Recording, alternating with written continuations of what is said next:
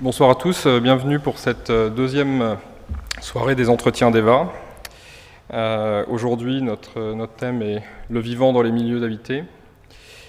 Cette soirée fait suite à une première table ronde pour laquelle nous avons accueilli Catherine Larère, Chris Younes et Didier Debèze le 5 septembre dernier pour une mise en bouche ou une mise en problématique de notre thème général qui est que deviennent les projets d'habitat.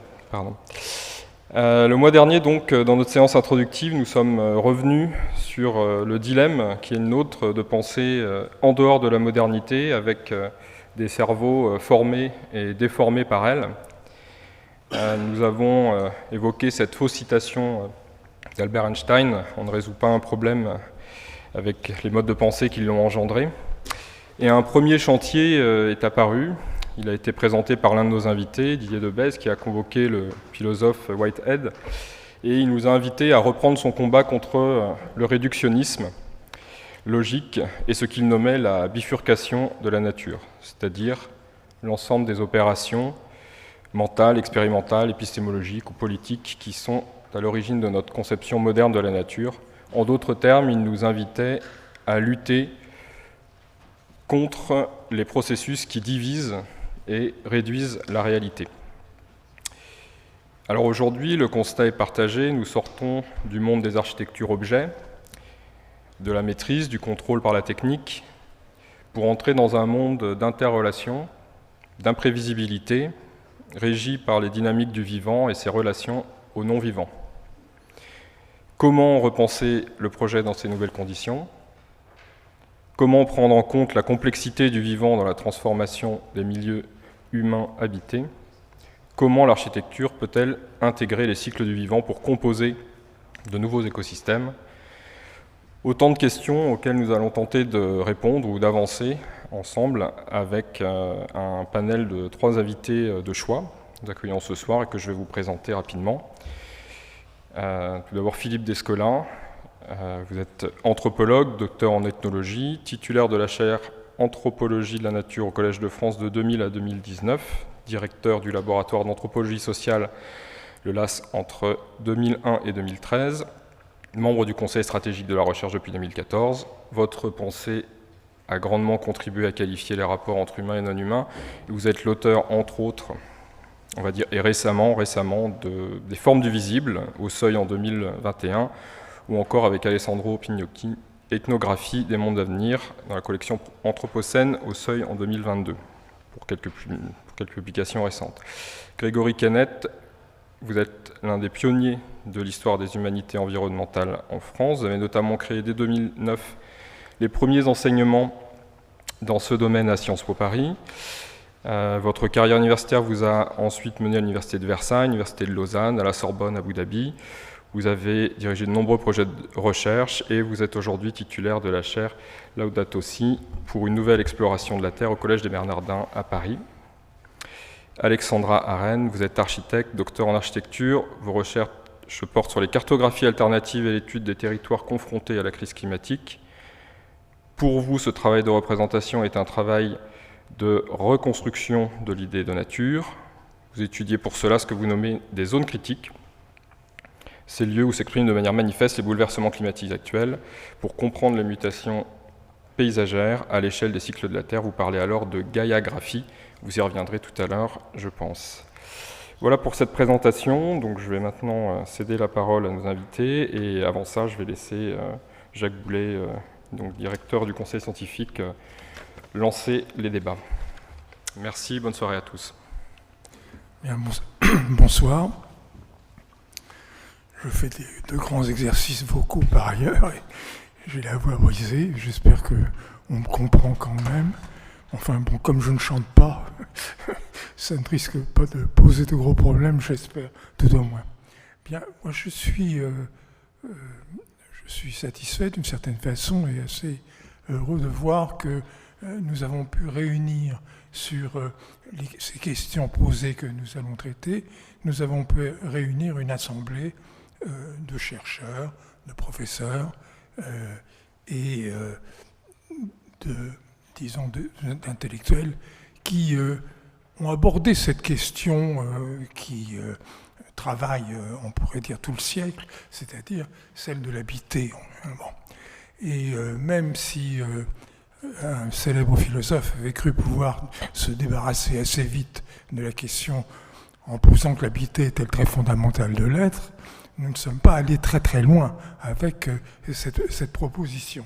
Alors, je crois que, et je reprendrai une expression qui titre un ouvrage de l'un de nos invités, entre autres, Retour sur Terre, bien, et Retour sur Terre, et regardons peut-être d'un peu plus près ce qu'est devenue cette question de l'habitat en tant que mode d'établissement sur Terre, hein, et comment aujourd'hui nous lisons, nous interprétons, avec quels moyens nous interprétons les évolutions et les changements qui nous apparaissent souvent sous le signe de la catastrophe. Bien.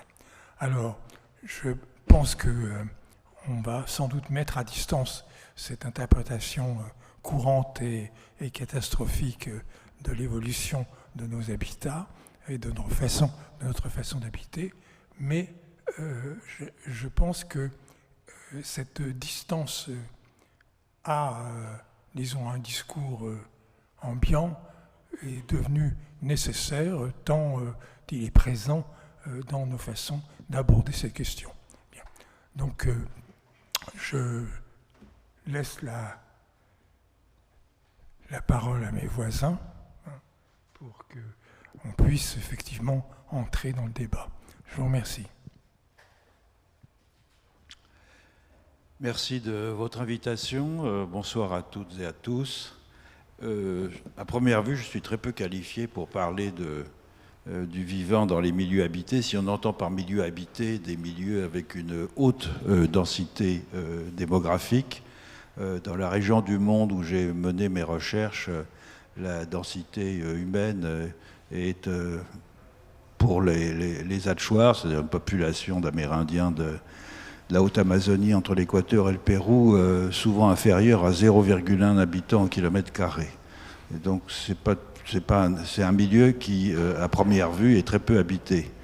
Mais tout dépend évidemment de la façon dont on entend habiter. Si on considère l'habiter dans un sens plus large que l'occupation d'un bâti par des humains, et plutôt comme l'accommodement de certains humains avec un milieu de vie, avec des autres qu'humains, vers lesquels on montre des égards et que l'on traite comme des alter-ego. À ce moment-là, oui, j'ai étudié un milieu très habité.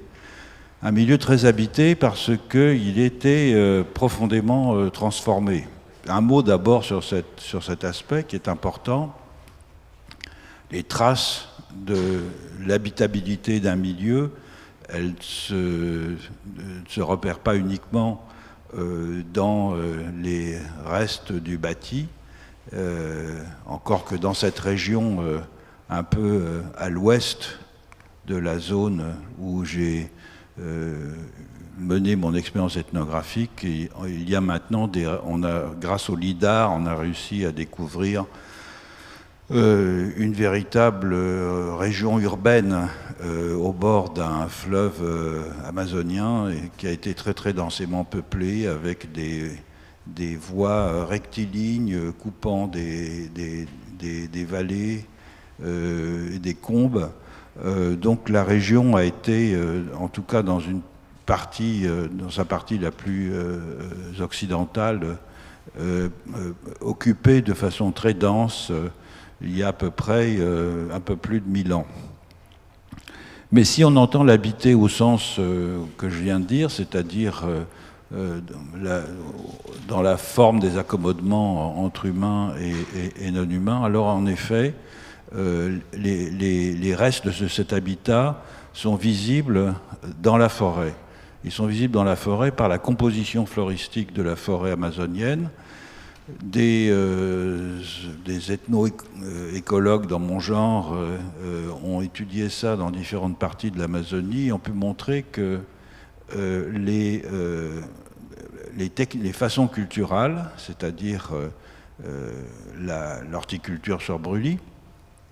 Je rappelle en 2 mots, c'est une technique de culture classique dans toute la ceinture intertropicale qui consiste à faire un essart, à battre une clairière et à y planter des plantes qui sont souvent d'ailleurs des plantes qu'on bouture, qui sont des clones, donc le manioc, l'igname, la patate douce, etc.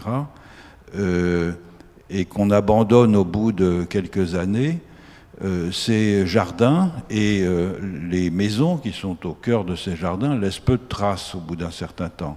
Et lorsque la forêt de recrue fait disparaître les jardins, au bout de quelques années, il est très très difficile de distinguer la forêt climatique d'une forêt qui a été en partie transformée par des façons culturelles autochtones.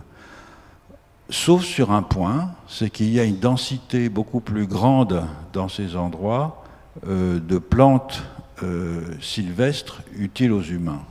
Pourquoi ? Parce que dans les jardins, les Amérindiens transplantent des plantes sylvestres, ou bien les protègent lorsqu'elles sont venues spontanément ou portées par des prédateurs du jardin, des oiseaux ou des petits rongeurs, de sorte que lors de l'abandon du jardin, les plantes cultivées disparaissent rapidement, tandis que les plantes sylvestres transplantées subsistent. Et si l'on imagine ce processus se répétant au fil des générations, au fil des siècles, au fil des millénaires, ça veut dire que la composition floristique de l'Amazonie a été profondément bouleversée par les humains. Donc l'habiter, c'est déjà ça, c'est d'avoir laissé une trace qui n'est pas visible à première vue, sauf lorsqu'on fait des enquêtes un peu systématiques sur les densités de certaines espèces utiles aux humains dans certaines régions. Cette façon d'habiter, elle a comme résultat effectivement une transformation profonde du milieu habité, mais une transformation qui n'est pas visible au premier chef. Le deuxième aspect de l'habité dont je peux parler, celui que j'ai observé comme ethnologue, c'est un type de rapport avec les autres qu'humains, les plantes, les animaux, les esprits, tout ce qui peuple un morceau de forêt, est fondé, et c'était la découverte que j'ai faite lorsque j'ai passé quelques années chez les Hatchoirs, est fondé non pas sur l'idée d'une population, d'une société transformant par ses moyens techniques, voire symboliques, le milieu au sein duquel elle avait été parachutée, mais entretenant au fil des siècles et des millénaires, comme je viens de le dire, par un processus de coévolution, des liens de proximité avec les plantes, les animaux et les esprits, qui sont perçus dans cette région et dans toute l'Amazonie, mais ça m'avait particulièrement frappé évidemment, puisque c'est là que j'avais fait mon terrain chez les Hatchoirs, comme des personnes, c'est-à-dire comme des êtres avec lesquels on peut communiquer, négocier dans certaines circonstances, dans les rêves, par l'intermédiaire d'incantations magiques qu'on leur adresse, etc. Autrement dit, il n'y a pas de nature en Amazonie. Il n'y a pas de nature d'une part parce que les gens n'y perçoivent pas une extériorité telle que celle que nous avons progressivement constituée à l'époque moderne. Et ce qui nous a rendus modernes, nous sommes modernes parce que nous croyons à l'existence de la nature. Mais non seulement il n'y a pas de nature, mais il n'y a pas même de société au sens où celle-ci se distinguerait de la nature ou de l'environnement, ce qui revient à peu près au même, par des spécificités sociales. En fait, humains et autres qu'humains partagent une même condition et échangent au fil du temps des messages, collaborent, se font la guerre. C'est pas un rapport irénique. Hein. Les chasseurs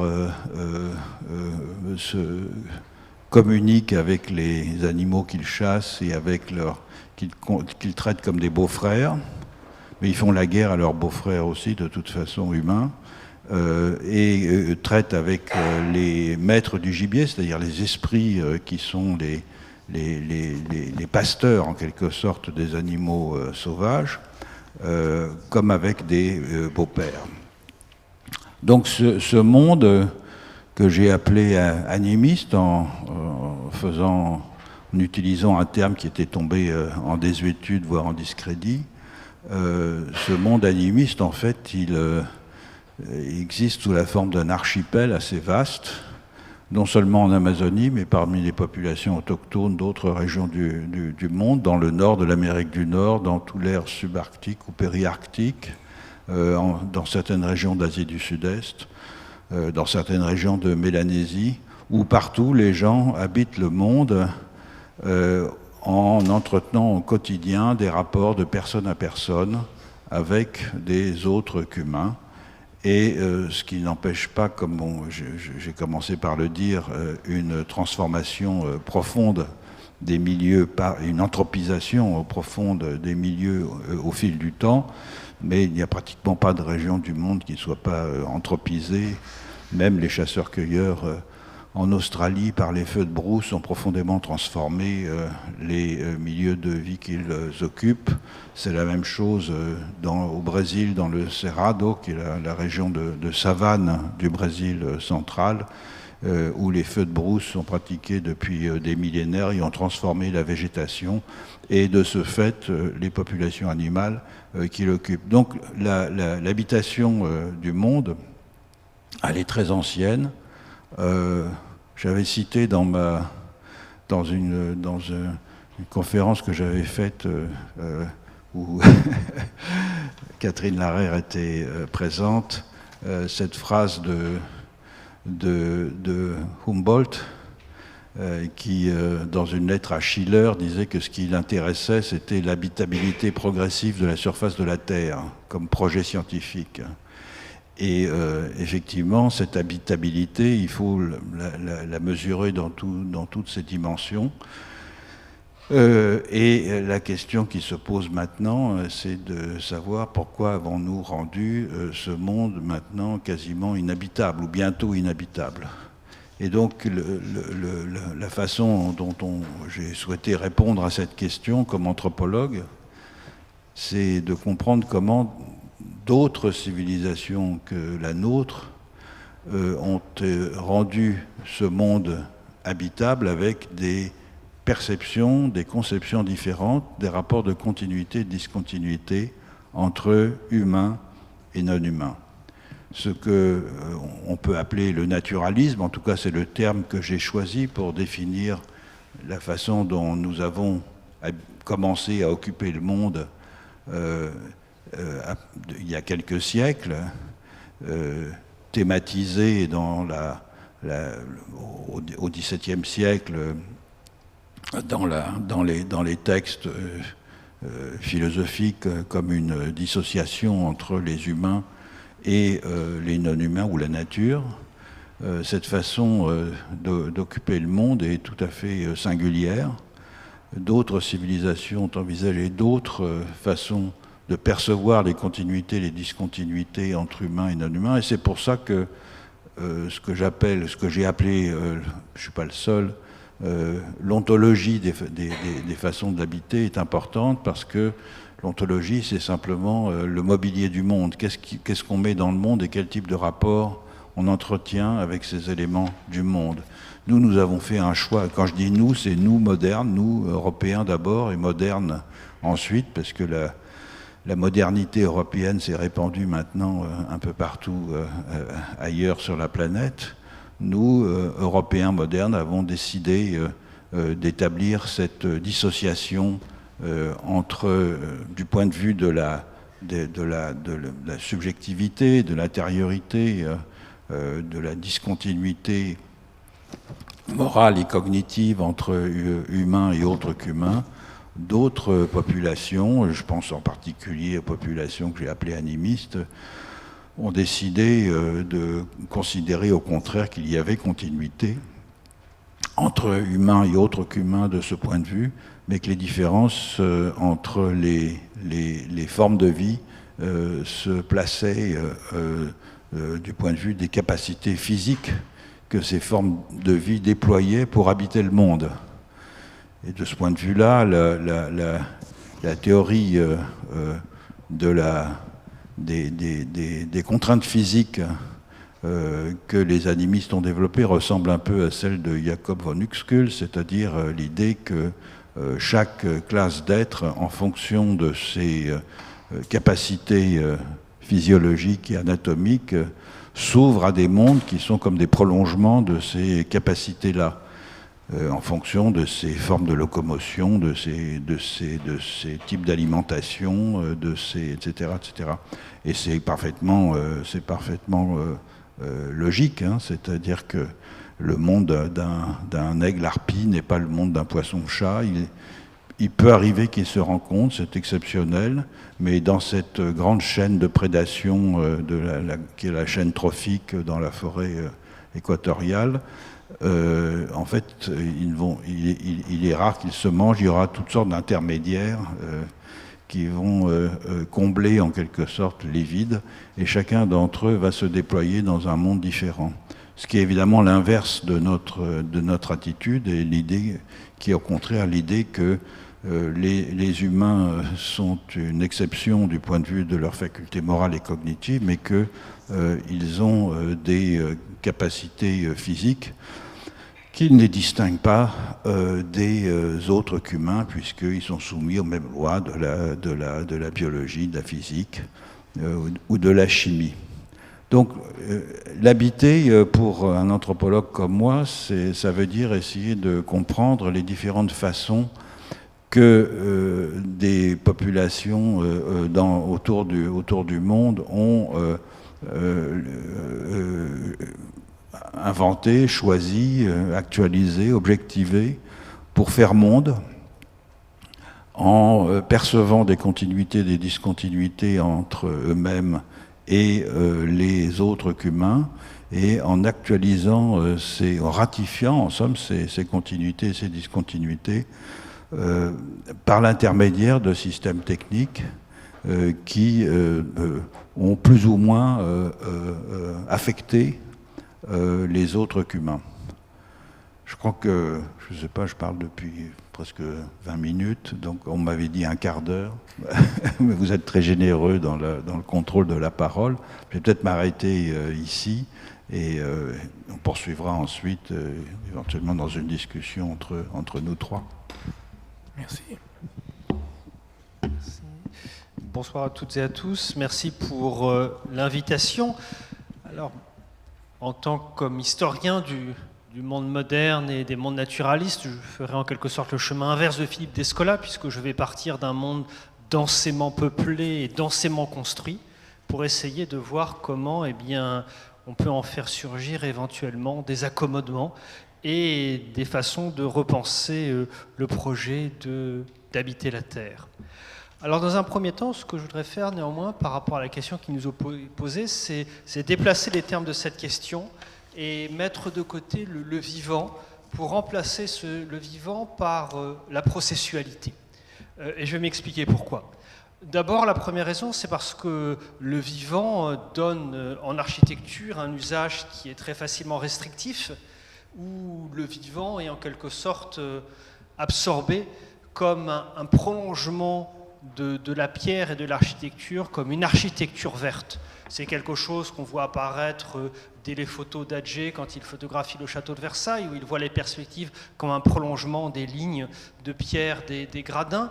Mais c'est quelque chose qu'on voit encore aujourd'hui très facilement dans la construction contemporaine, où finalement ce que l'on voit avec ces projets même de façades végétalisées, de toits végétalisés, d'espaces verts, eh bien c'est le prolongement de l'architecture, parfois jusqu'à l'absurde. Vous connaissez mieux que moi le taux de mortalité des arbres que l'on plante sur les terrasses ou tout en haut des immeubles. Vous connaissez mieux que moi le taux de mortalité des arbres que l'on plante déjà trop grands, alors qu'il faudrait les planter tout petits, puis qu'ils puissent mettre ses racines, avoir les racines qui se développent dans la terre. Mais un promoteur vend un bâtiment. Pour vendre un bâtiment, il faut des vrais arbres tout de suite avec leurs feuilles. Vous connaissez mieux que moi les controverses qui se posent avec aujourd'hui la végétalisation, l'architecture verte, qui est pensée sans tenir compte d'un certain nombre de processus qui sont les insectes qui vont peupler ces endroits, qui sont l'érosion, qui sont les écoulements.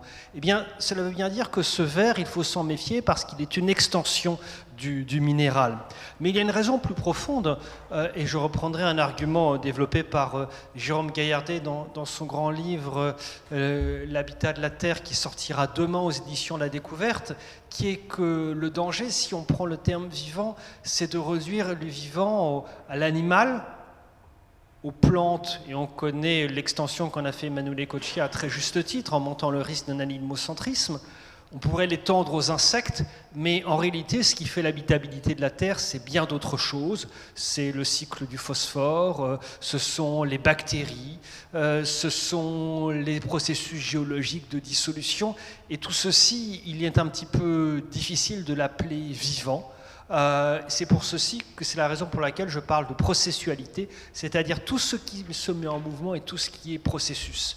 Le vivant a aussi le risque de l'intentionnalité, et on connaît aujourd'hui, eh bien, c'est débattu depuis longtemps, le risque d'un rapport ventriloque à d'autres entités en parlant à travers elles, en mettant en place des formes d'illozoïsme, c'est-à-dire par une extension d'un concept qui est au départ très animalocentré, eh bien, d'étendre la sphère de l'humain à travers d'autres êtres qui sont qualifiés d'une manière très anthropocentrée.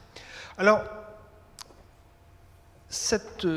une des raisons aussi pour lesquelles je mets de côté le vivant, c'est que les défis qui sont aujourd'hui assumés pour les architectes aujourd'hui, eh bien, c'est bien plus que le végétal ou que les animaux. C'est l'altération chimique des roches avec le changement climatique qui va modifier profondément un certain nombre de façades, en particulier des façades historiques, ce qui est une question très nouvelle. Le Louvre, par exemple, n'a aucune donnée, rien qui documente la façade et l'évolution de ces pierres depuis sa construction. Or, il y a des oxydes, il y a des composants à l'intérieur qui, bien évidemment, vont donner lieu à des modifications extrêmement profondes. Ce sont les écoulements des eaux, ce sont les contractions de terrain, ce sont aujourd'hui, ce dont on parle, les punaises de lit. Et donc, tout un ensemble d'extensions et de démultiplication qui est le défi à assumer pour les architectes et qui, bien évidemment, ne peut pas être contenu dans ce simple concept de décoration végétale ou de verdissement de l'architecture. Mais d'une certaine manière, ce qu'on peut dire, c'est que cette processualité, c'est tout ce qui a fait pendant longtemps l'architecture et qui ont été exclus très récemment. Si on prend par exemple une construction en terre crue, eh bien, une construction en terre crue, ce qui fait sa durabilité, ce n'est pas simplement le matériau lui-même, mais c'est l'enduit que l'on met par-dessus et sans lequel cette terre crue est profondément altérée par les précipitations et qui doit être renouvelée régulièrement.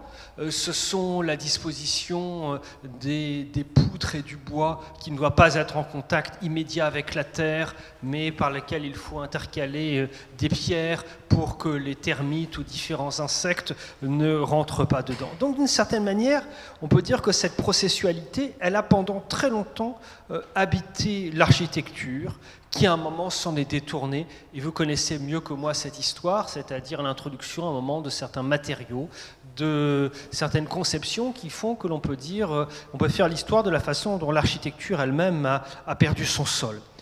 Mais pour l'historien moderniste que je suis, eh bien, sur des périodes comme le XVIIe et XVIIIe siècle et même le XIXe siècle, on voit très bien dans l'histoire du bâti, du construit, cette importance très grande de quelque chose qui bouge sans cesse. Je me suis intéressé au mot « conserver ». le mot conserver qui a mauvaise presse aujourd'hui pour des raisons politiques qui se sont tournant du 19e siècle, mais ce mot conservation qui au départ qui est d'abord un mot juridique, c'est la conservation des titres essentiellement, eh bien prend au 18e siècle, autour des années 1720-1730, un sens nouveau qui est extrêmement intéressant, où conserver devient conserver ce qui bouge sans cesse. C'est la découverte de la façon dont les processus d'altération, au lieu de venir de l'extérieur, sont internes. C'est-à-dire l'effet de l'air, l'effet des réactions chimiques, l'effet de la putréfaction. Et donc il y a tout un moment du XVIIIe siècle, entre les années 1720 et la fin du XVIIIe siècle, où il y a une sorte de fascination ou de question nouvelle, c'est comment se conserver ce qui bouge sans cesse. C'est la question qui est posée dans les jardins botaniques, qui est posée dans les expéditions de plantes qui sont collectées du monde entier, qui sont ramenées, et qui, pour une grande partie des spécimens, arrivent tout simplement morts et ne parviennent jamais dans ces centres de calcul et dans ces musées. C'est aussi la question, cette processualité, ce qui bouge sans cesse, c'est aussi la grande question du XVIIIe siècle en Occident, qui est celle de la famine, puisque la famine est due à l'impossibilité quasiment de conserver les grains, le blé, plus d'une année, alors que le riz se conserve très facilement 2 années ou plus. Et donc le XVIIIe siècle construit, et Réaumur, Duhamel du Monceau écrit un traité entier sur ça, sur des greniers. Comment concevoir des greniers à blé qui vont conserver au moins une année des grains sans qu'ils soient altérés par des processus qui sont tout à fait internes. Et en ce sens-là, eh bien, cette processualité, comme historien, je la vois partout, et ce n'est que très récemment, finalement, qu'elle a été perdue. J'en ai fait l'histoire dans mon livre sur Versailles, en montrant comment l'image que l'on a de Versailles aujourd'hui est tout simplement celle de cette architecture végétale, de ces jardins géométriques, est due au moment où Versailles a cessé d'être habité, c'est-à-dire a perdu toute sa matérialité, ce bois qui ronflait dans les cheminées, ces animaux qui peuplaient, ces cerfs, ces lapins, ces eaux qui débordaient, ces eaux qui sentaient mauvais, etc. Donc, le processuel, non le vivant. Ce qui m'amène à un deuxième point, c'est que cette processualité permet une démultiplication des existants en Occident. Et là, je commence à me rapprocher de cette question des accommodements et des nouveaux rapports que l'on peut créer. C'est-à-dire la façon dont il s'agit pour moi de repenser les existants pour habiter autrement la Terre. Alors, existant, je reprends là le vocabulaire de Philippe Descola, c'est-à-dire l'ensemble des entités qui peuplent le monde, mais je l'applique pas simplement à des êtres vivants, je l'applique à d'autres entités, y compris à des objets et à des éléments bâtis. C'est un point dont on peut discuter. Est-ce que tous les objets peuvent être considérés comme des existants, c'est-à-dire dotés d'une signification, d'une âme, d'une personnalité, avec lequel il y a des échanges? Ou alors, est-ce qu'il faut les mettre de côté comme pure réification, comme objectivation pure? Or, il se trouve que dans le partage entre nature et culture, et ce sont des pages qui m'ont toujours beaucoup intrigué parmi de nombreux autres dans Par-delà nature et culture, c'est-à-dire qu'on voit très bien comment dans le partage entre nature et culture, eh bien, il y a ce concept de nature qui surgit, dont on connaît tous les effets, mais il y a ce que vous écrivez qui est aussi le concept de culture qui surgit. Et c'est comme si, au moment où la nature était en quelque sorte dépeuplée d'un ensemble de significations et de possibilités de relations que d'autres cultures gardaient, eh bien, toute une partie de ce désenchantement de la nature se traduisait par un réenchantement d'une autre partie qui est la culture. Or, il se trouve, si on prend les éléments construits, eh bien, un certain nombre d'éléments construits dans nos sociétés, on les dote très tôt d'une aura. On les inclut dans des filiations, on les transmet, on les collectionne, on les dote d'une âme, on les considère peuplés de fantômes pour certains. On les considère comme des points saillants du monde qui ont une capacité à capter des significations. Et là, je pense aux pages que Simondon consacre aux objets techniques, dans lequel eh bien, il défend l'idée que certains objets techniques sont, dans un monde quasiment analogique, eh bien, sont des points saillants, et comment la façon dont eh bien, la technicisation du monde vide peu à peu les objets de cette capacité-là, parce qu'en quelque sorte, ils mettent une interface qui va empêcher tout l'échange direct entre les humains et les humains et ces existants objets. Pensons à Marx, qui définit le travail comme eh bien, ce qui fait l'unité entre l'homme et la matière par un échange, qui est le geste, par un échange d'énergie. Et donc c'est ce que j'appelle existant. Ce qui permet un exercice de repeuplement. Un exercice de repeuplement, c'est-à-dire une démultiplication des existants.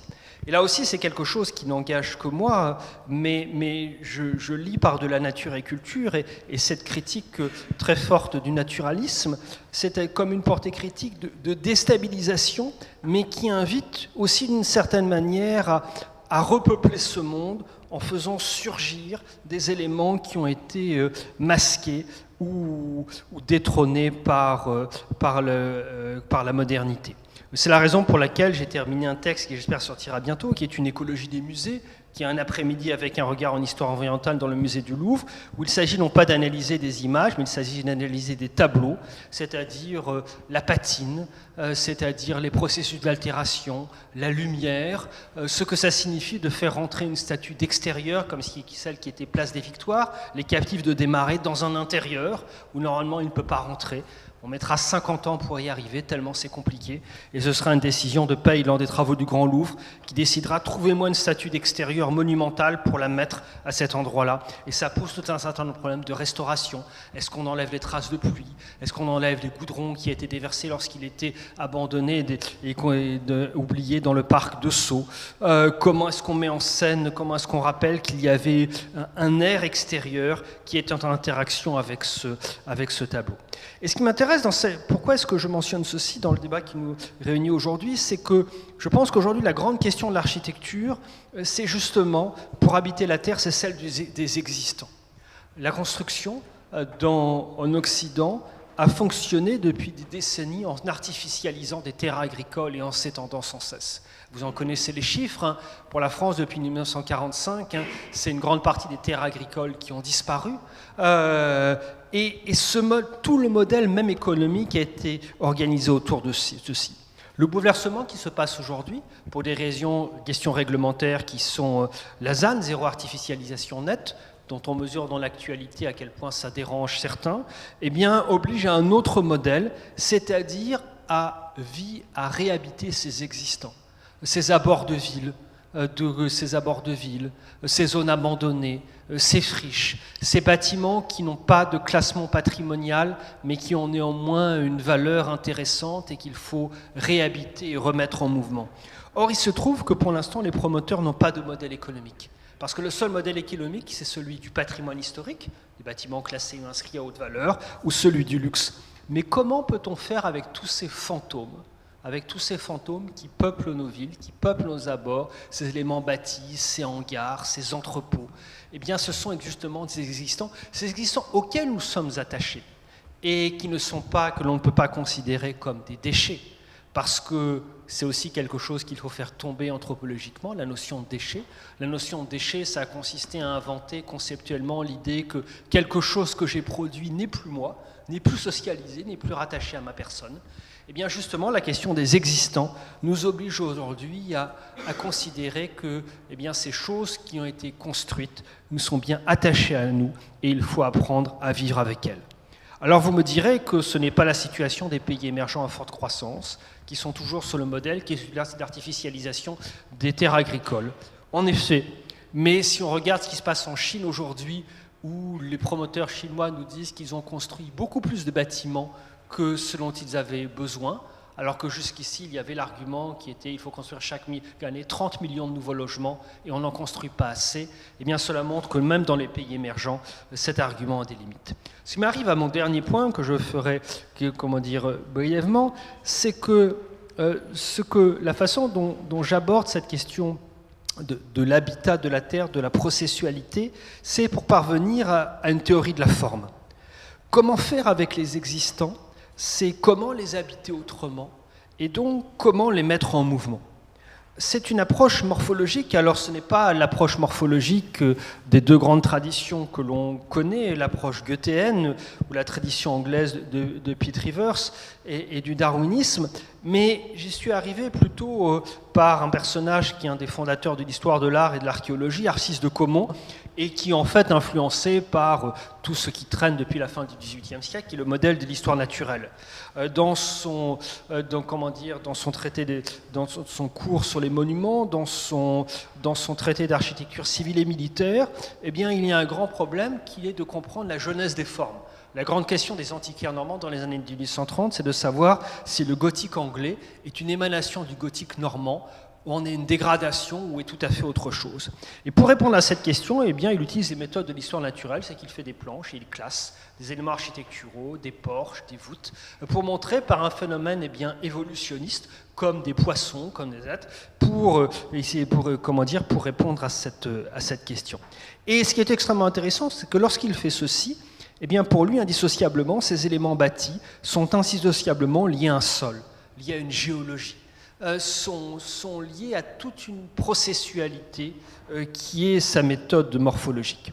Alors, je parle de ceci comme historien, mais aussi parce que cette méthode, j'ai eu l'occasion de la développer dans des collaborations avec des architectes, dans des discussions avec Architecture Studio, récemment avec l'agence, avec Charlotte Vergely à Lyon, puisque c'est une méthode qui permet, par une approche qui est en fait assez sobre et efficace, qui consiste sur des éléments qui n'ont pas de valeur patrimoniale inscrite ou classée, d'aller dans les archives et de regarder comment une forme a été conçue, comment elle a été habitée pour réussir à la mettre en mouvement. Je prends un exemple sur lequel j'ai travaillé, qui sont des questions de forts. Il y a plein de forts militaires qui sont aujourd'hui des cessions de l'État, qui sont difficiles à raser tellement ils sont bien construits.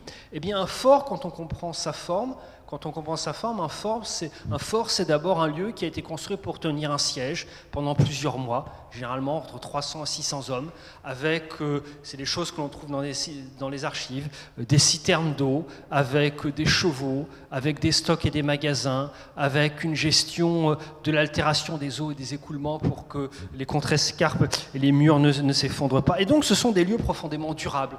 Ces verrous, on peut utiliser la forme, c'est des choses qui ont été des verrous permis de territoire. On peut ouvrir ce verrou pour connecter différents points du territoire, parce qu'aujourd'hui, ces forts sont devenus des réservoirs de biodiversité, alors qu'ils étaient le minéral au milieu des champs. Mais aujourd'hui, c'est exactement l'inverse. Et donc, en ce sens-là, ça permet de mettre en mouvement ces formes pour habiter la Terre et de mettre en place une forme de durabilité, c'est-à-dire une forme d'architecture d'endosser l'architecture, les formes bâties dont on hérite, pour les mettre en mouvement et les habiter autrement, en croisant de manière ces trois choses dont je vous parlais, la processualité, la démultiplication des existants et cette théorie de la forme. Merci.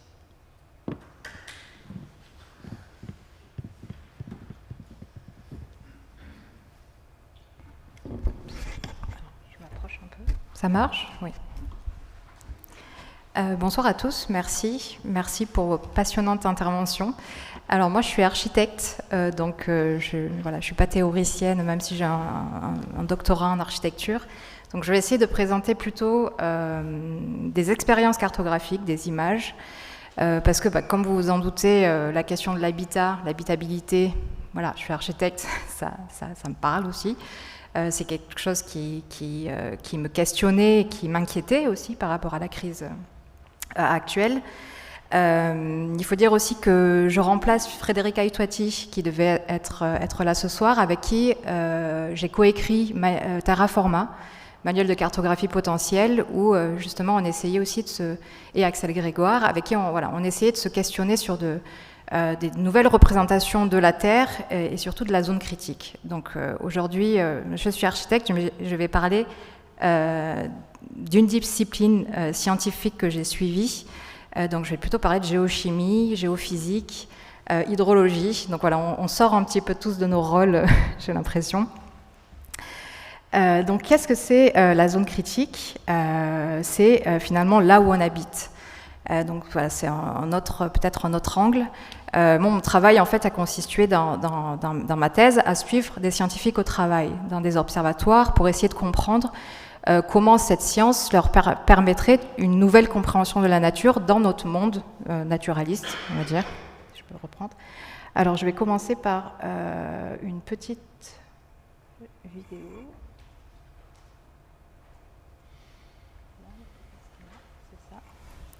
Donc je lance. Donc voilà, dans ce travail qui a commencé en fait aussi avec Bruno Latour et Jérôme Gaillardet, on en revient aussi. La question c'était comment on peut représenter non pas le globe, on n'habite pas sur un globe, mais sur la zone critique. Et donc le premier geste, entre guillemets, d'une expérience cartographique, c'est de ne plus nous positionner dans un globe sur lequel on flotterait un petit peu comme ça, de façon désincarnée, mais de nous insérer dans les strates de la Terre, en inversant finalement le globe, en le retournant comme un gant, et en plaçant l'atmosphère au centre et les roches en périphérie. Alors pourquoi on a imaginé ce geste? Donc c'était avec Bruno et Jérôme Gaillardet. Ça a été repris ensuite dans Terraforma sous une autre forme que je montrerai peut-être après aussi. Donc pourquoi inverser tout ça? C'est pour rendre plus de place à la zone critique, c'est-à-dire au sol, mais aussi aux roches altérées. Donc ça va jusqu'à quelques centaines de mètres en bas, mais aussi jusqu'à la canopée des arbres. Donc c'est toute cette verticalité qu'on essaye de reconstituer. Et puis le fait de mettre l'atmosphère au milieu, c'est l'idée que en fait toutes les émanations de sulfure, d'azote ou de carbone, en fait, ne s'évaporent pas dans l'infini, dans l'univers, mais nous retombe sur la tête. En quelque sorte, on est dans des limites planétaires. C'est un cercle fermé. Et donc l'idée, c'était aussi de pouvoir... Je ne sais pas pourquoi ça saute. Okay. C'était de pouvoir représenter les cycles biogéochimiques, parce que voilà, on travaille avec un géochimiste. Et donc d'avoir un modèle qui est à la fois héliocentré et géocentré.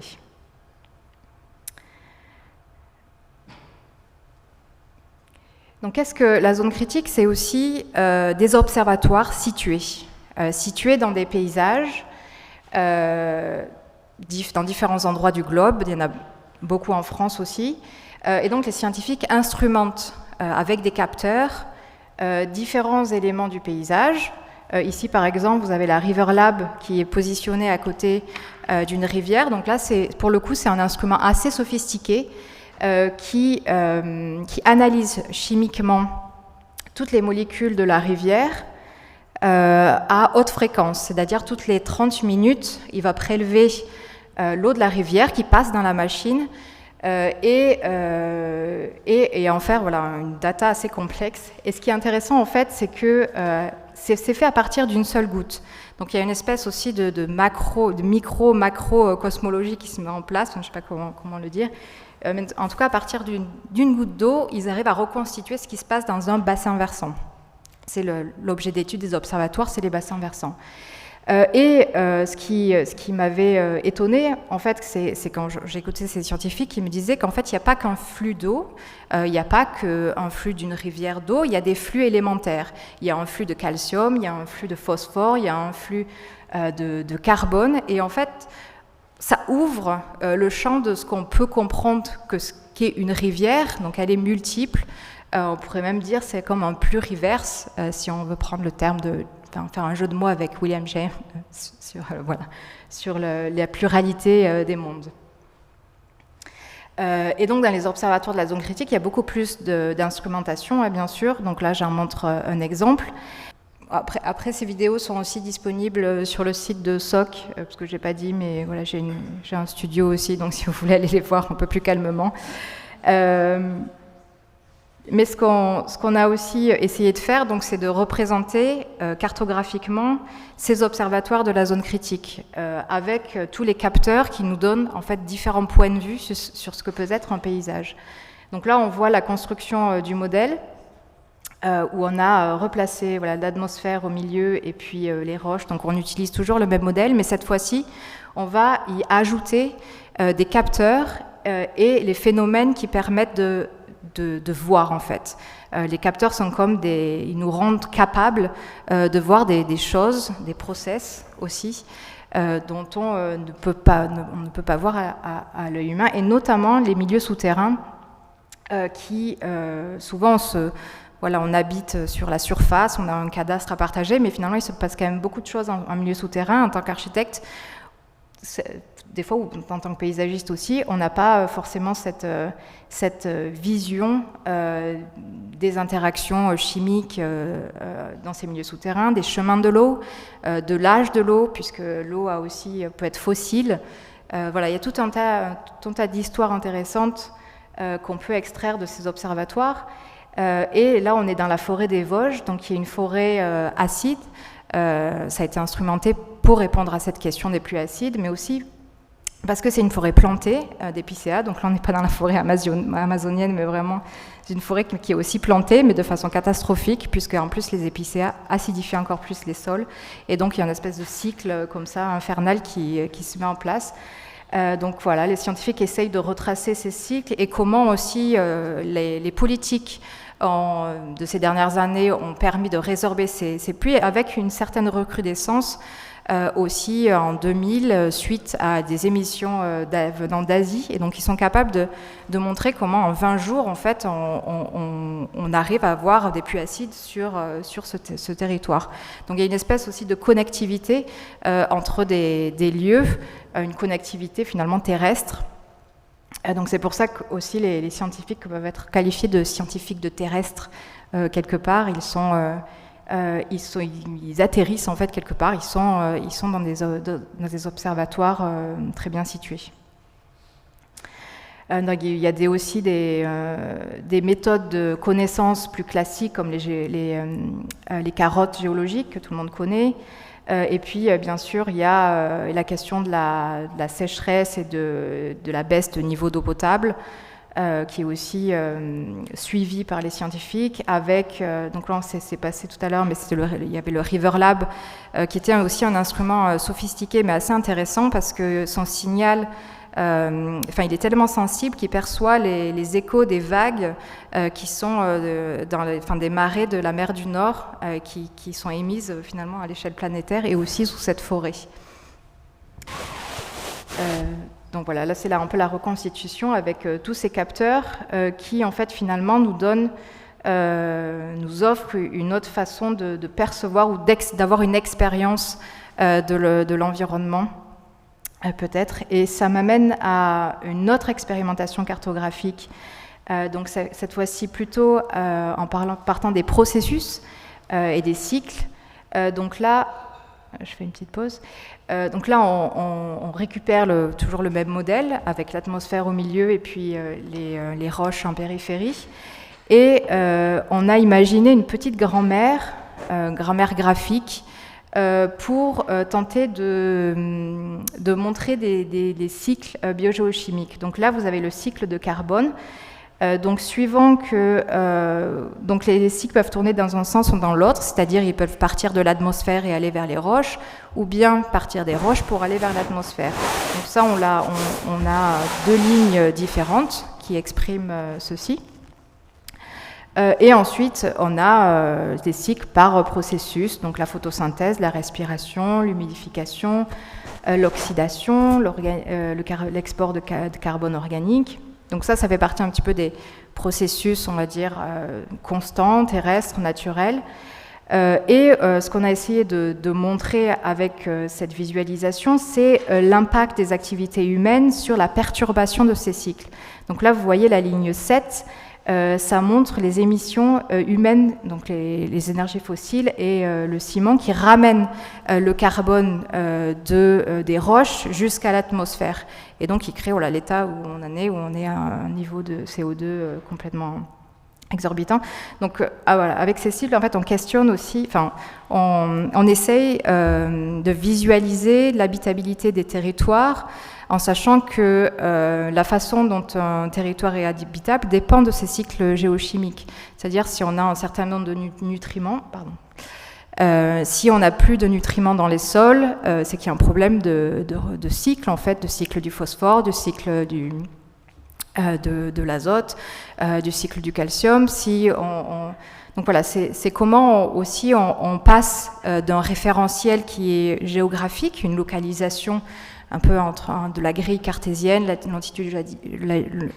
longitude-latitude, à une autre localisation. Et je trouve que ça aussi, en tant qu'architecte, ça peut, ça m'intéresse, ça peut nous intéresser parce que ça questionne le lieu, en fait. Aussi, tout lieu, comment on l'appréhende, plus forcément avec Google Earth ou avec nos outils classiques, mais comment on prend en compte ces process, ces cycles, ces dynamiques. Donc voilà, c'était un peu ce qu'on proposait. Je ne sais pas où j'en suis sur les minutes. Là, c'était juste 2 images pour vous montrer un petit peu aussi comment ce modèle voyage à travers d'autres projets. Je continue à cartographier les observatoires de la zone critique dans un projet qui s'appelle Terraforma, donc pas le livre justement, mais un projet d'Equipex scientifique, dont ils ont emprunté le nom.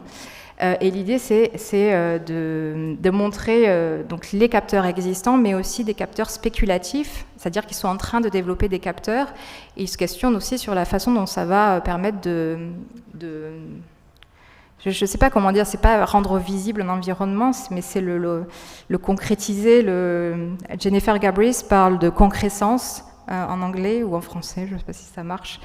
Mais c'est vraiment cette idée qu'avec les capteurs, avec les phénomènes, avec nos entités, avec nos possibilités, nos capacités de vision, on amène un nouvel environnement.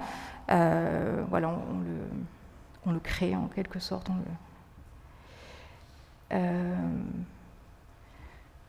Et voilà, je pense que je vais m'arrêter là, parce que de toute façon, ça saute trop. Merci. Moi, je pense qu'on a fait la longueur de la table, bien. Et je ne sais pas s'il y a des questions à propos de ce qui a été développé. S'il y a des questions, elles sont bienvenues. Voilà. Alors, je suis tout à fait d'accord avec ce que Grégory Kenneth a dit sur l'inflation du vivant. Je suis un peu mal à l'aise de voir apparaître le vivant un peu partout. C'est pour moi une façon, ou plus exactement un sentiment de malaise vis-à-vis de la disparition de la nature à qui il faut trouver un succédané. Le succédané, c'est le vivant. Ça ne résout pas les problèmes.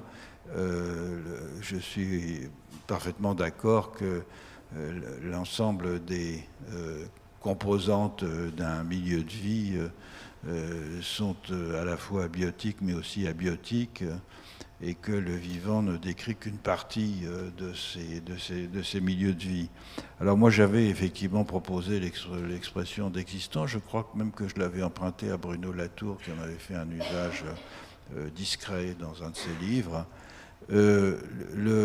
Pour moi les existants, je dirais que c'est quelque chose, ça dérive peut-être d'une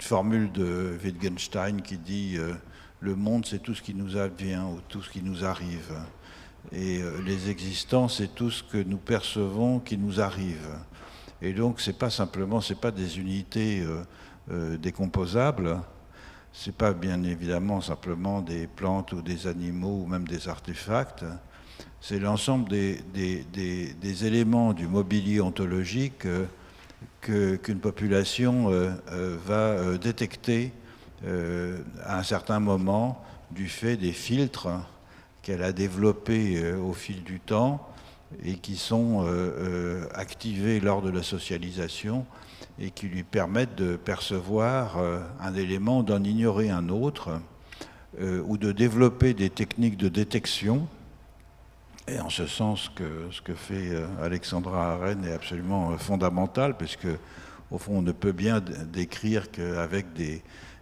techniques de détection qui sont tout à fait singulières, qui sont autant d'indices que l'on va activer pour composer un monde, justement.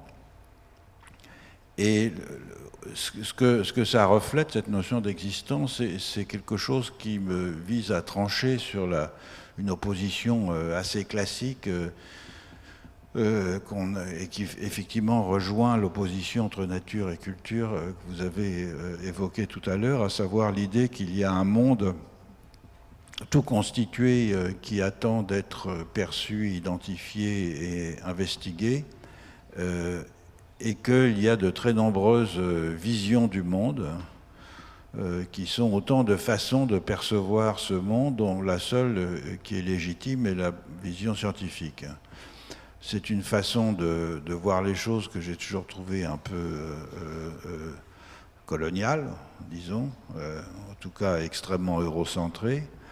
Et je préfère une alternative qui est l'idée que, effectivement, il y a un ensemble, il y a un métamonde peut-être, qui est composé d'êtres et de relations, que les différentes populations humaines s'efforcent d'objectiver parce qu'elles en perçoivent certains éléments, elles en détectent certains éléments, et elles les construisent en mondes qui leur sont propres. Enfin, chacun d'entre nous, de toute façon, construit un monde, et les mondes partagés, ce sont des mondes qui sont coïncidents sur leur marge, parce que des gens ont reçu un même type d'éducation.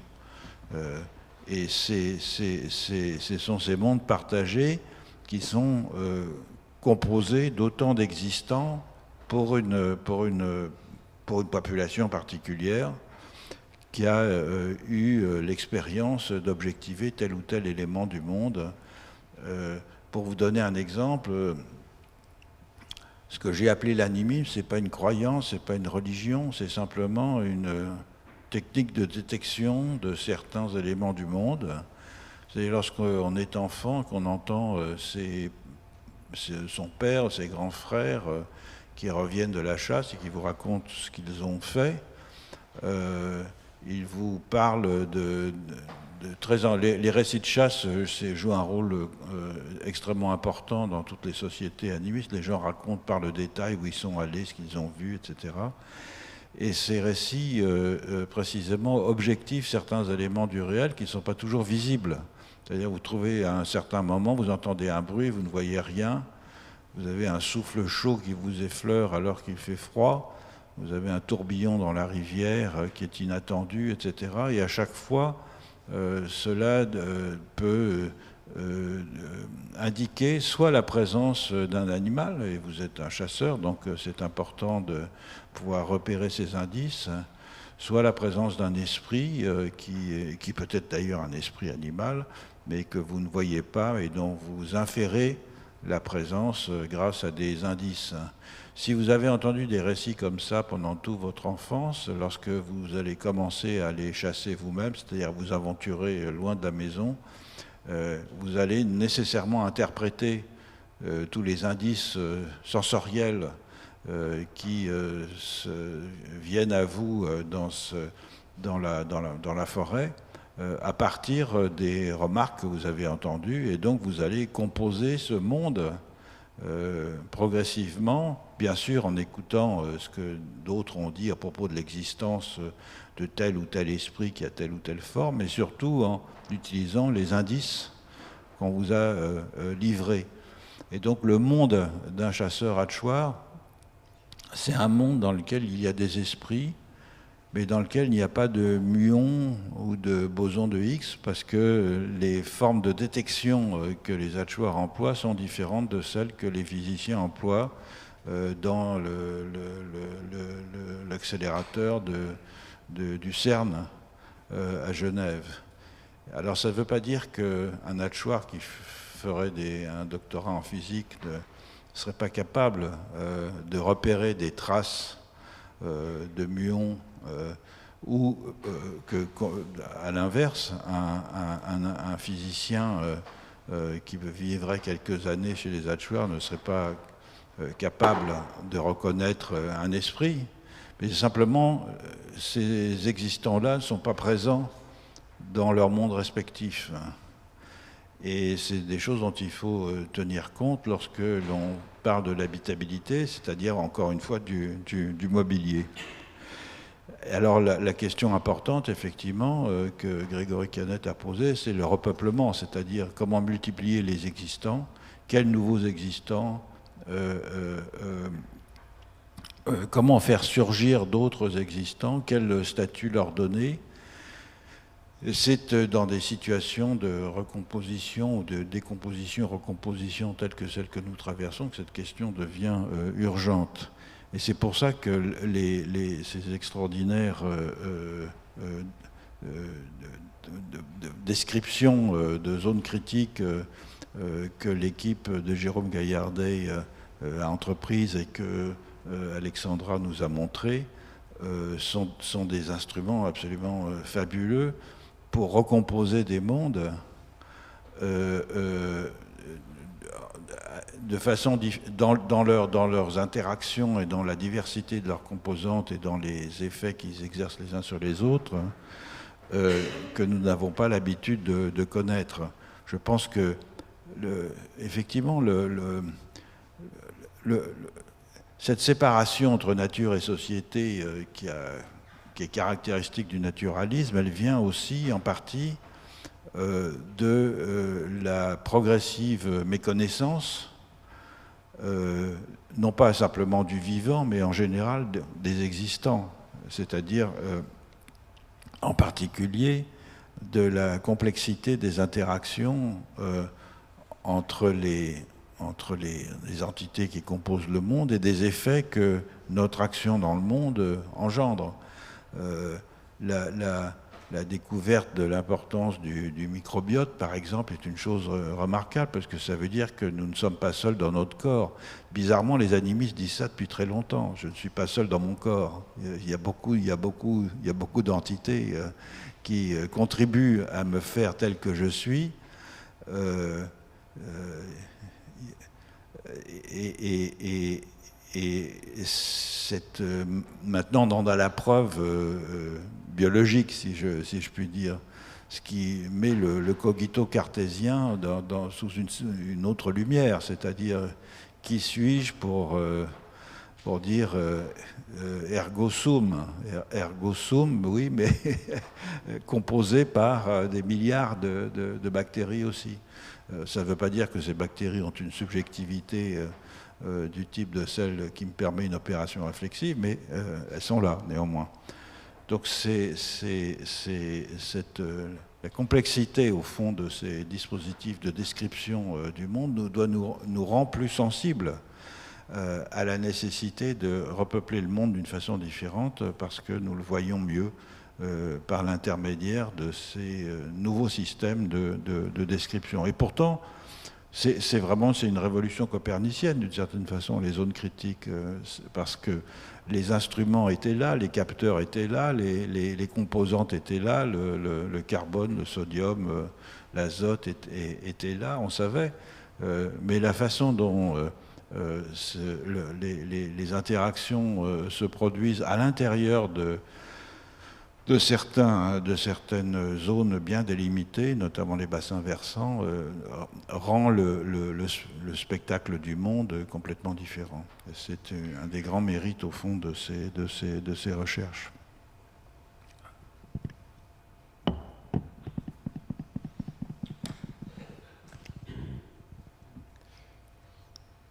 Ce terme d'existant que vous venez d'expliquer très précisément la signification, les enjeux.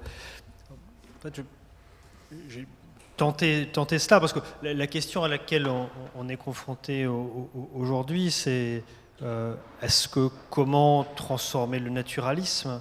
Est-ce que c'est passer à une autre ontologie ? On en connaît toute la difficulté, sauf peut-être l'analogisme, puisque ça a été le visage de l'Europe jusqu'à la fin jusqu'au début du XVIIe siècle.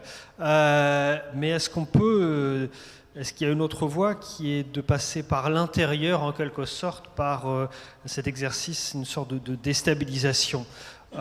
Et d'ailleurs, ça mènera à préciser un usage de l'histoire que je fais, c'est que je pense que dans l'histoire telle que j'essaie de la pratiquer, en tout cas, il y a une dimension anthropologique qui est le passage par une société autre, qui a la distance dans le temps, un autre temps, autre mœurs, et donc cet exercice d'étrangement à distance. Et je dis ça parce qu'aujourd'hui, c'est beaucoup développer un usage de l'histoire qui est soit de se servir de l'histoire pour faire des généalogies du présent, pour rechercher des coupables ou des responsabilités, ce que j'ai toujours trouvé assez périlleux, parce que c'est beaucoup plus complexe qu'un enchaînement de causalité, et puis parce que le présent continue à se transformer en même temps, et donc le référentiel bouge sans cesse, ou alors un autre usage où on voit l'histoire comme l'actualisation du passé dans le présent. Ce qui est aussi un usage qui me semble assez restrictif s'il est dominant. Et donc, garder cette capacité d'étrangement de nos sociétés, c'est-à-dire d'étrangement y compris du naturalisme à lui-même. Et du coup, c'est quelque chose qui permet effectivement, je reprends cette formule, d'ouvrir sur des interactions qui composent le monde. Je reprends cette notion de déchet. En ce sens-là, on peut considérer si le monde naturaliste est peuplé d'existants en très grand nombre, des formes bâties, des œuvres d'art, certains objets, pas tous, je l'ai dit. C'est parce que le naturalisme a comme particularité par rapport aux autres ontologies d'avoir multiplié les existants que l'on peut transmettre, les objets, d'avoir accumulé.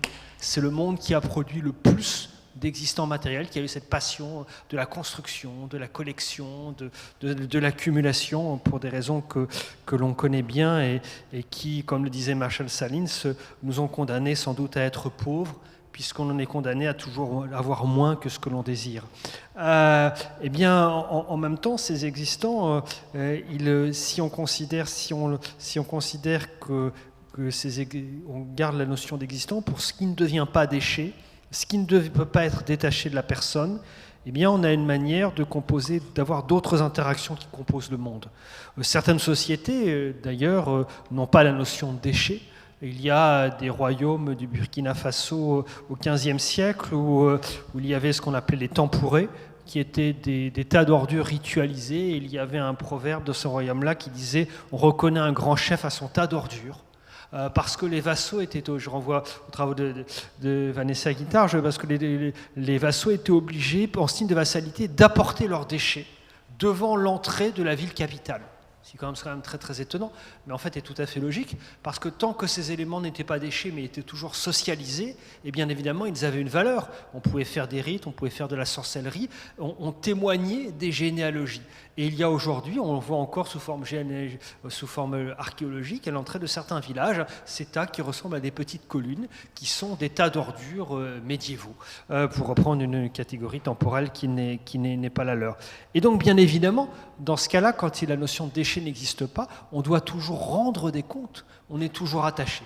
Et je pense que c'est aussi aujourd'hui une des grandes questions de l'habitat, et on peut se demander s'il n'y a pas une sorte de ligne de crête, hein, c'est-à-dire qu'on peut très bien interpréter la transition écologique comme un appel justement à réduire les interactions qui composent le monde, et je suis fasciné par ces bâtiments que l'on projette qui se multiplient aujourd'hui, qui sont totalement fermés, comme des enveloppes totalement étanches, où il n'y a plus aucune interaction en termes ni d'air, ni de chaleur, ni d'inertie thermique du bâtiment qui sert. Et est-ce que ce n'est pas une façon d'appauvrir, alors qu'il faudrait au contraire assumer l'ensemble de ces échanges avec l'air, avec le sol, voilà. Et je reprends mes ingénieurs militaires sur lesquels j'ai eu l'occasion de travailler pour ces forts, qui sont les forts Serré de Rivière. Serré de Rivière était ce général qui a construit, après la guerre de 1870, 168 forts en France,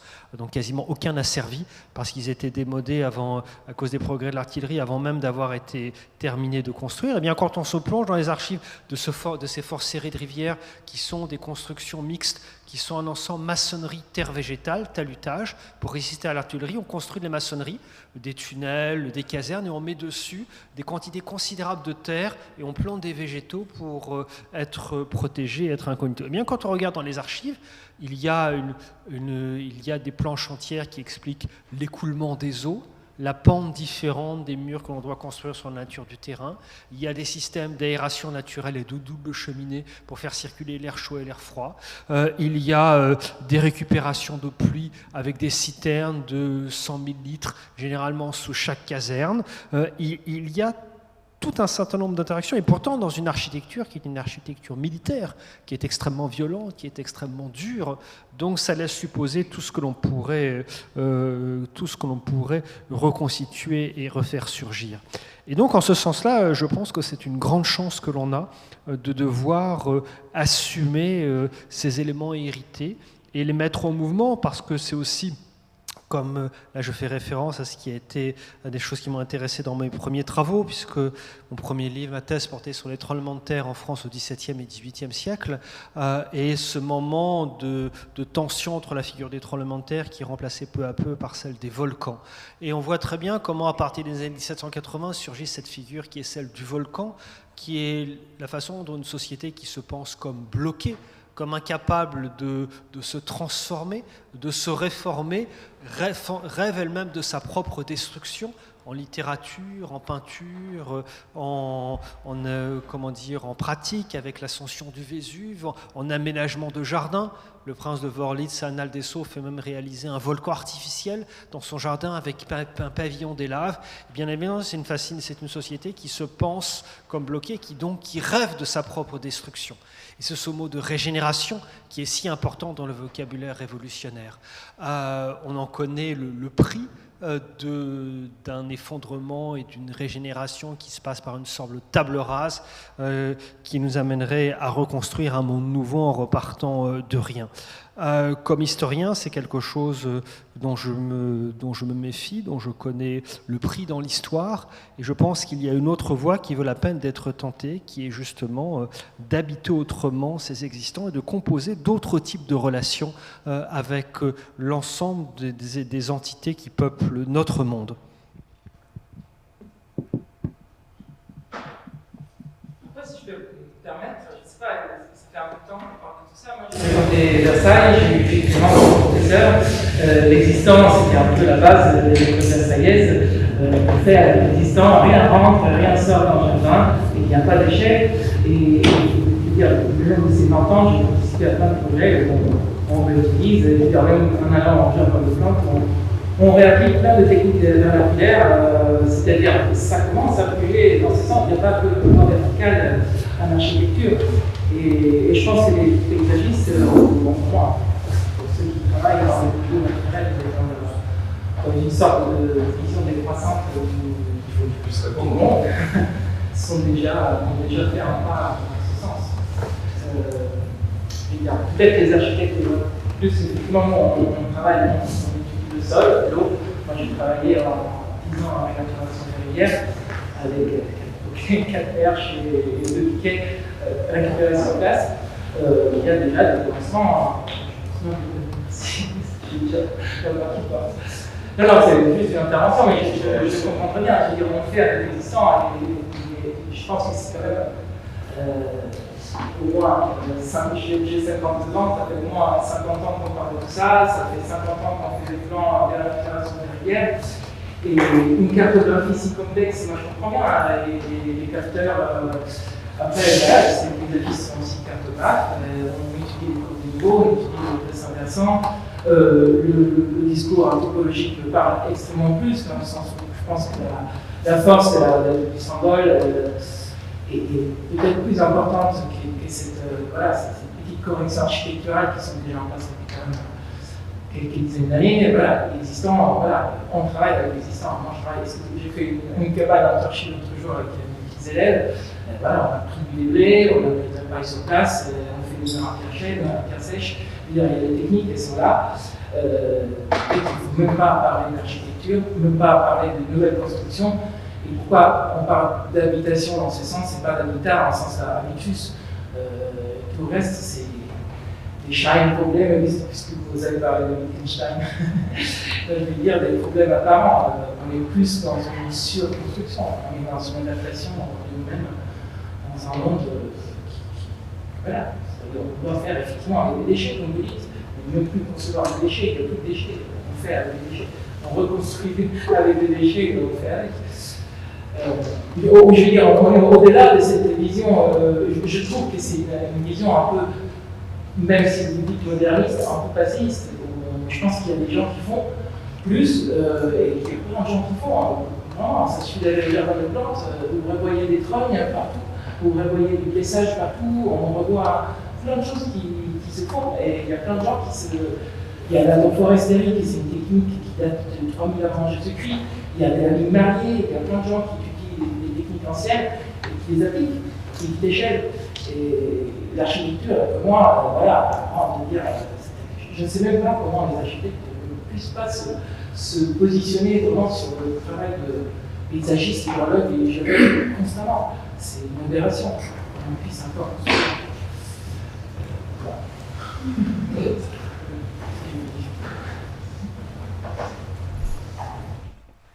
Peut-être je vais réagir parce que je suis architecte, j'ai travaillé pendant 10 ans dans une agence de paysage et d'urbanisme, donc je comprends tout à fait et vous avez raison en fait. Mais là, je pense que la discussion, notamment avec Philippe Descola, enfin, avec Grégory Canet, c'est aussi de repenser vraiment conceptuellement en fait pourquoi avec toutes ces actions on n'y arrive toujours pas. Et du coup, comment du coup on peut faire pour, on a plein de petites actions comme ça. Et qui sont importantes aussi, mais face à nous, il y a une espèce de cosmologie qu'il faut détrôner, en fait, en quelque sorte. Donc je trouve que ça sert à ça aussi d'aller voir dans d'autres communautés comment ça se fait. Mais aussi dans les sciences, en fait. Moi, je ne suis pas tout à fait d'accord de dire qu'en fait, les sciences sont pas nécessaires parce que, en fait, ça va être la base de notre monde, en fait, aussi, et de recomposition à partir de ce qui est là, de ce qui est présent, et des choses, pour le coup, qu'on ne prend pas forcément en compte quand on est ni architecte ni paysagiste. C'est les sciences de l'environnement. Ces sciences-là qui nous montrent des choses vraiment que moi, je n'avais jamais vu dans ma pratique. La géochimie, je ne sais pas, peut-être que les architectes la connaissance des cycles, elle est quand même assez peu présente dans la discipline. Et pourtant, ce que disait Grégory sur le fait de comprendre toutes ces interactions, comment on se reconnecte au sol, à l'air, et pas concevoir des bâtiments hermétiques, parce que c'est assez catastrophique, et justement avoir plus d'interaction avec des éléments du paysage, ça passe aussi par les connaissances, à mon avis, de ces process, de ces cycles.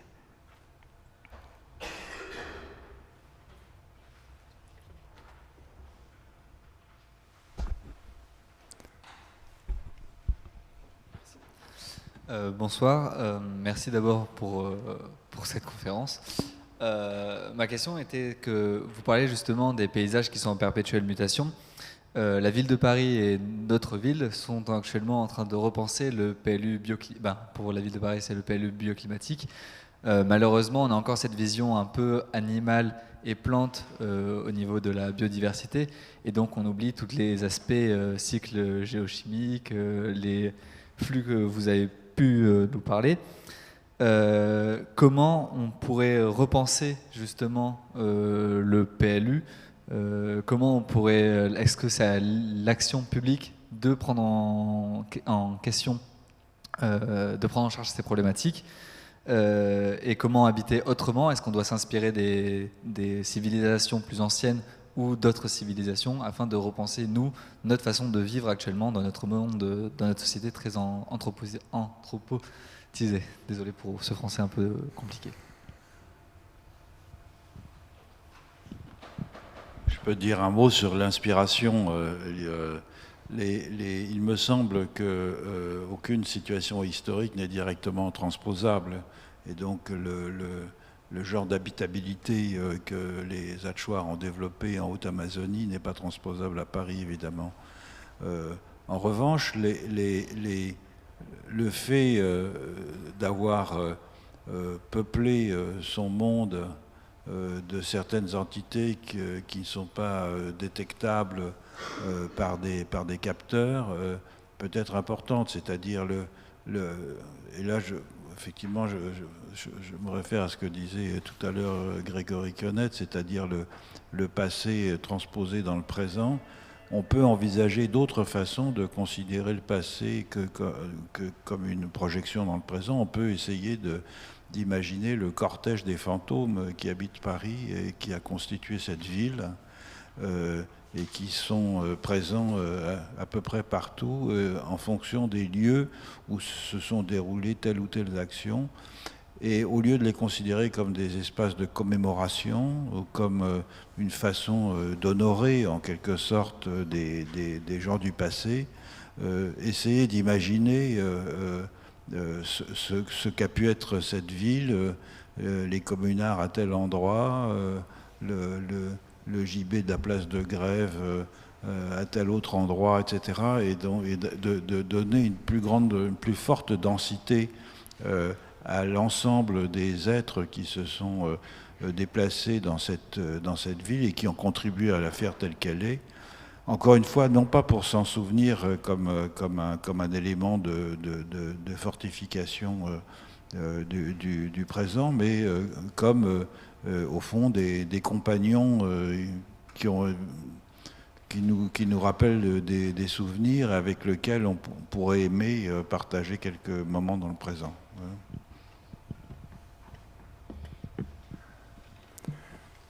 Oui.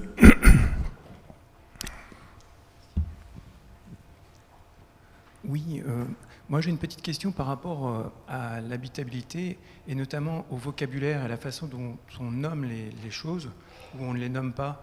Est-ce que les Achuar, par exemple, ont des termes qui sont liés à des modes d'existence qu'on pourrait peut-être retrouver, évidemment, pas directement dans le PLU, évidemment, pour rejoindre la question, mais est-ce que le fait d'employer tel vocabulaire ou telle forme grammaticale permet d'envisager une habitabilité qui pourrait s'ouvrir par le vocabulaire et la grammaire, voilà. Notamment en termes de représentation aussi. Je sais pas si le vocabulaire, et la langue, c'est le matériau de base sur lequel travaillent les anthropologues. Par exemple, chez Achuar, pour constater qu'il n'y a pas de concept traduisible en nature, qui serait l'équivalent de nature, mais comme c'est pas très surprenant parce qu'il n'y en a pas en dehors des langues européennes, ou bien le fait qu'on va appeler d'un certain terme à la fois des humains et des autres qu'humains avec lesquels on peut communiquer et qui ont une subjectivité, et donc on peut faire autrement que de traduire par personne. Donc ça, ce sont des indices qui sont très importants pour pénétrer au-delà de la surface des choses pour arriver à détecter comment les gens pensent. Cela dit, c'est pas transposable non plus, puisque effectivement, nous nous caractérisons, nous modernes, par le fait que nous avons dénié le caractère de personne à des autres qu'humains, précisément. Et donc, si les anthropologues font florès sur les cas exceptionnels qu'ils découvrent et décrivent dans d'autres régions du monde, c'est précisément parce qu'ils viennent contraster avec notre propre façon de faire. Cela dit, je pense que une façon de changer le monde, c'est de changer les récits qu'ils décrivent. Et ces récits sont de toutes sortes. Je parlais tout à l'heure des récits de chasse. Il me semble que les récits de chasse sont beaucoup plus importants que les mythes pour définir l'infrastructure d'un monde. Nous transformer et consolider une façon de faire monde. Et donc transformer les récits que nous développons à propos du monde présent, c'est une tâche très très importante aussi, qui peut se faire de multiples façons, y compris par des dispositifs comme ceux qu'Alexandra Arène nous a montrés, mais aussi par l'art, par le théâtre, par la littérature, bien sûr, par toutes sortes de façons font de faire monde qui deviennent plausibles à travers des récits nouveaux. Et de ce point de vue-là, c'est intéressant de voir que le succès qu'ont eu je pense au dessin animé de Miyazaki, par exemple, qui donnait à voir à un monde dans lequel il y avait une proximité entre des enfants et des autres qu'humains, ou même le film Avatar, que j'ai trouvé intéressant parce que l'environnement physique était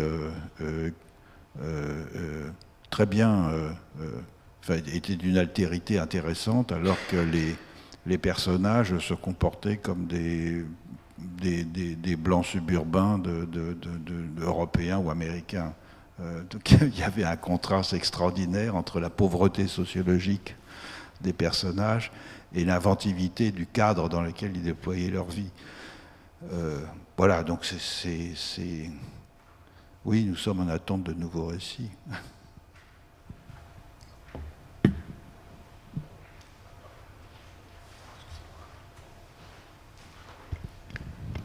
Bonsoir. Deux petites questions. La première, pour faire face un peu aux dernières lectures qu'on a pu avoir sur ces scientifiques qui sont dans un ras-le-bol absolu et un peu à l'écoute de la jeune génération aujourd'hui qui cherche des repères. J'avais envie de reprendre et vous poser la première question qu'avait posée Laure Adler à Bruno Latour. Comment allez-vous ? Et la deuxième question, c'était sur ces fleuves qui, à travers le monde, deviennent des personnalités juridiques, remettant un peu en cause le « je pense donc je suis ». Où en sommes-nous ? Comment peut-on continuer ce long chemin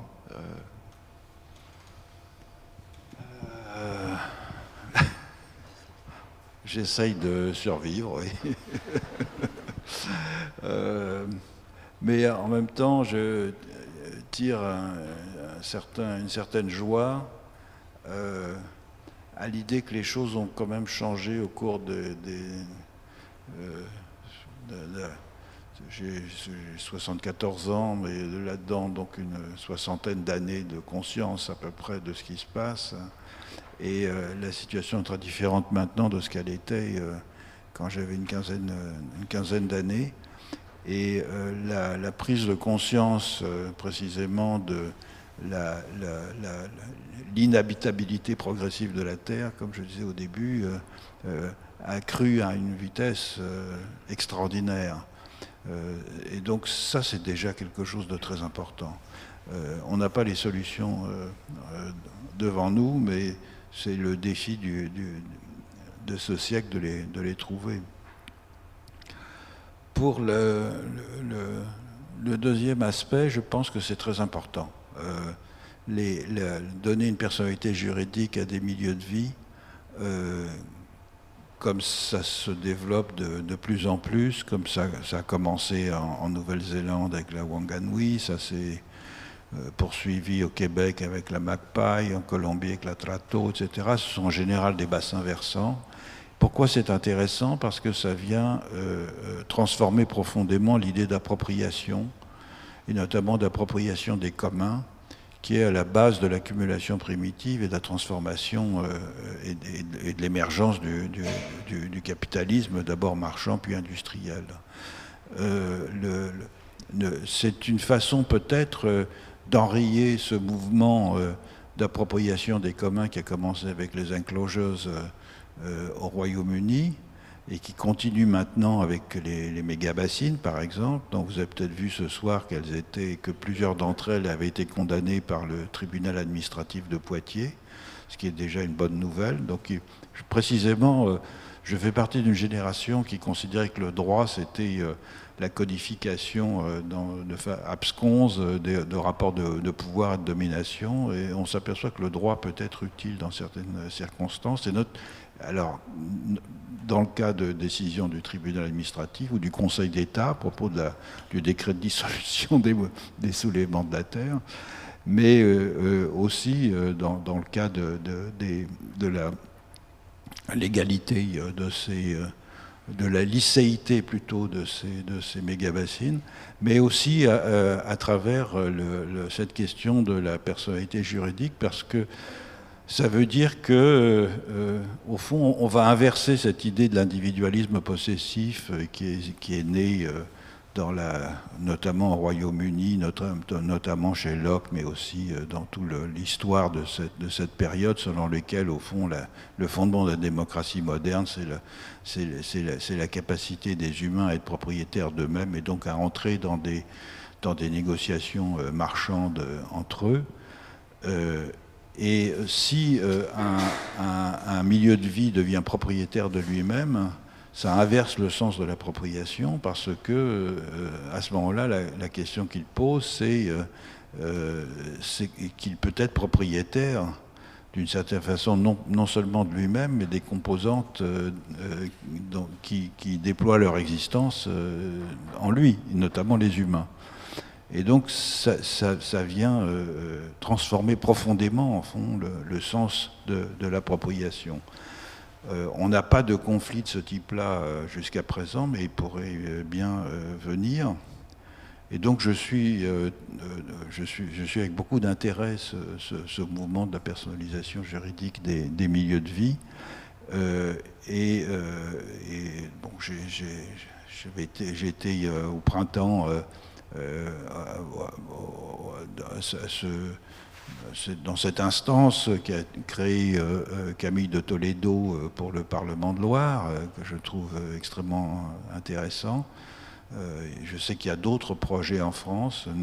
Notre pays est très centralisé et très anthropocentré, donc je n'ai pas l'espoir de voir la Loire bientôt avec une personnalité juridique, mais enfin, on ne sait jamais. En tout cas, c'est des choses pour lesquelles on peut se battre, et c'est ça qui est important aussi. Donner une personnalité juridique à des milieux de vie, c'est un thème de mobilisation, et d'ailleurs c'est ce qui s'est passé en Nouvelle-Zélande. Ce sont les Maoris qui ont milité pour la personnalité juridique de la Wanganui. Au Québec, ce sont les Inuits. Pour le Rio Atrato, ce sont les Ambera et les populations afro-colombiennes. Donc ce sont à chaque fois des populations locales qui ont, d'une certaine façon, accepté de se déposséder ou qui ont... Elles n'ont même pas renoncé à leur eurocentrisme, c'est parce qu'elles n'étaient pas, enfin à leur anthropocentrisme, c'est parce qu'elles n'étaient pas anthropocentrées de la façon où nous le sommes, que ce mouvement a été rendu possible, je pense. Donc oui, je suis ça avec beaucoup d'intérêt. Excusez-moi d'intervenir de manière peut-être moins intéressante que les présentes questions et propos de nos intervenants, mais nous devons libérer les lieux dans pas très longtemps. Est-ce que Jacques, tu veux dire un petit mot de conclusion? Enfin, pour ma part, moi j'étais enchanté par cette discussion à trois. Je pense qu'il y a des enjeux associés à l'imaginaire, à de nouvelles représentations du monde. Ça m'a fait penser d'ailleurs au titre de la chaire que vous occupez au Bernardin, pour une nouvelle exploration du monde. En quoi cette exploration est nécessaire? Je pense qu'on l'a discuté ce soir, et je tenais à vous en remercier. Jacques, un petit mot de conclusion? Je voudrais simplement dire un mot sur un moment de la pratique architecturale et de la critique qui s'est intéressé au terme de garbage housing, c'est-à-dire l'habitat poubelle. Bien. Et il me semble que dans ce mouvement des années 70, la question du déchet a pris une toute autre valeur, précisément parce qu'il n'en avait pas en architecture et en construction, dans la manière d'aborder le bâtir. Voilà. Très bien, alors j'ai peut-être mis fin prématurément aux choses. S'il y a une dernière question, je reste ouvert, et ben voilà.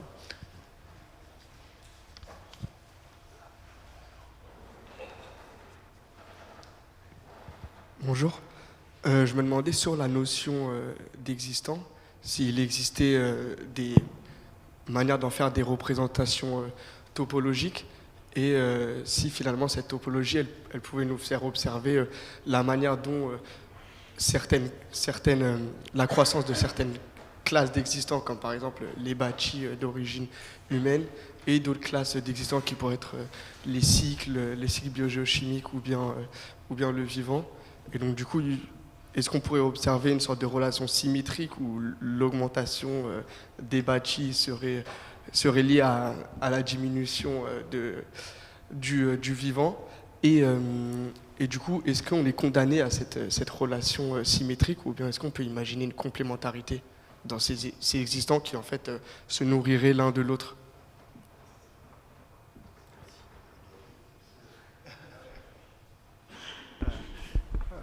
Vaste question. Je répondrai avec un exemple. Aujourd'hui, il y a tout un thème qui consiste à replanter des arbres. Le président a fixé comme objectif de planter 1 milliard d'arbres, je crois.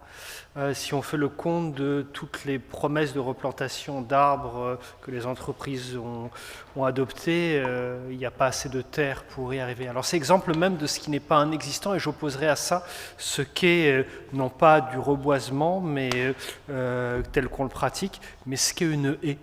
Une haie, de bocage, c'est un existant, comme vous le dites, dont on peut faire une topologie, qu'on peut représenter, qu'on peut mesurer. Et parce que c'est quelque chose qui est une véritable haie, c'est bâti. D'abord, il faut des cailloux qui sont amassés pour empêcher que la terre et l'érosion, que la terre se vide peu à peu du champ et d'avoir à le remonter chaque année. Il y a des arbres dont on peut couper les branches parce que les propriétaires gardaient la propriété du tronc, mais les locataires avaient le droit d'émonder ces arbres. Il y a tout un tas d'êtres qui habitent ceci et qui se développe, qui change toutes les 10 cm si on mesure ça avec une caméra infrarouge. Et j'opposerai ça à la pauvreté que l'on a aujourd'hui de la conception qui est de replanter un arbre. Une haie, justement, c'est pas un arbre plus un arbre plus un arbre. Et on peut le représenter, les collègues géographes qui montraient comment, si on analyse aujourd'hui les reboisements qui sont les replantations de haies, d'abord ils sont dans des endroits où il n'y a jamais eu de haies, c'est-à-dire qu'on plante des arbres le long des autoroutes et des voies express, ce qui n'a aucune fonction écologique ni aucune fonction humaine.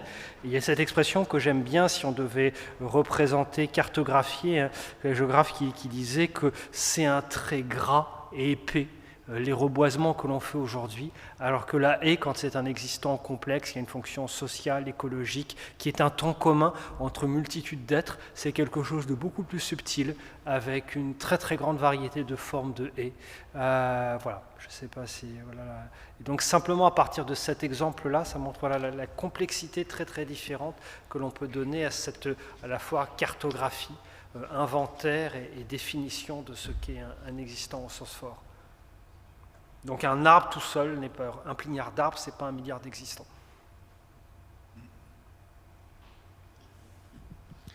Très bien. Nous allons nous arrêter là.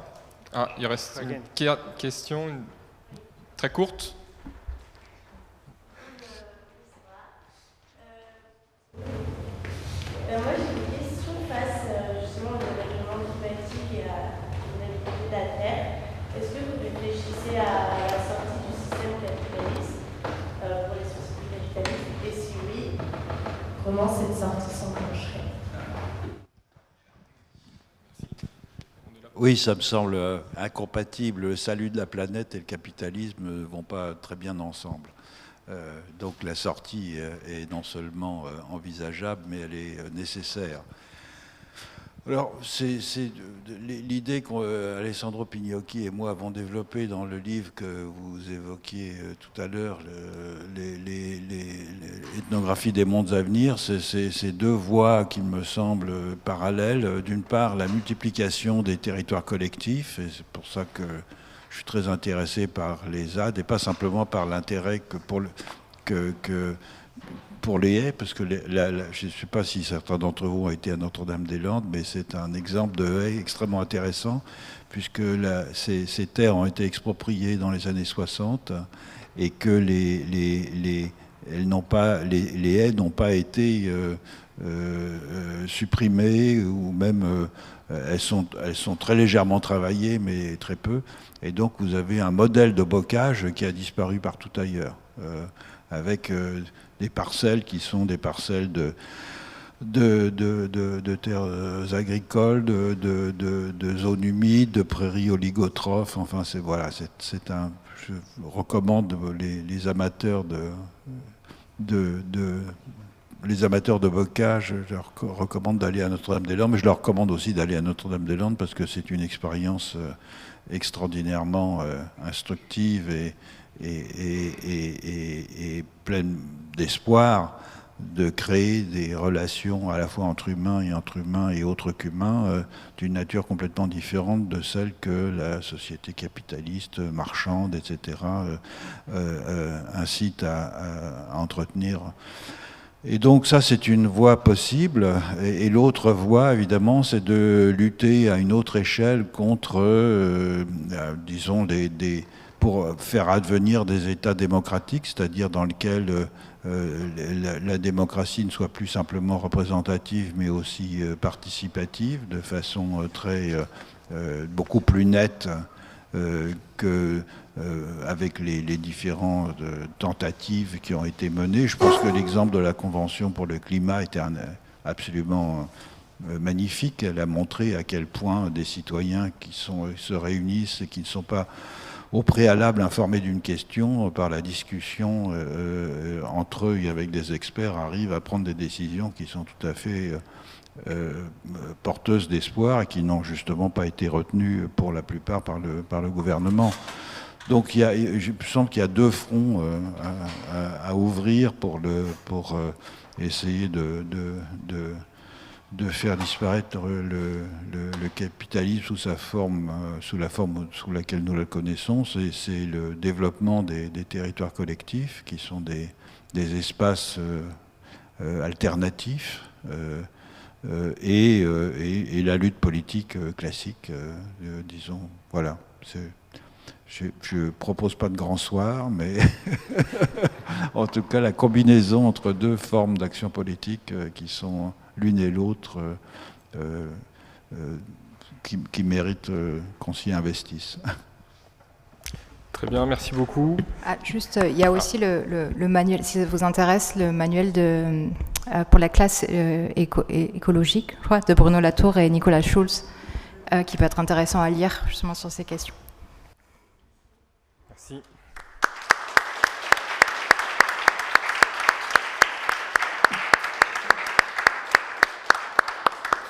Merci beaucoup. On se retrouve quant à nous dans 2 semaines, donc mardi 17 octobre, pour une nouvelle table ronde où on approfondira des aspects processuels liés à l'architecture en abordant des questions sur l'économie, les nouvelles économies finalement de l'architecture avec Nicolas Delon, Geneviève Azam et Jérôme Maucourant.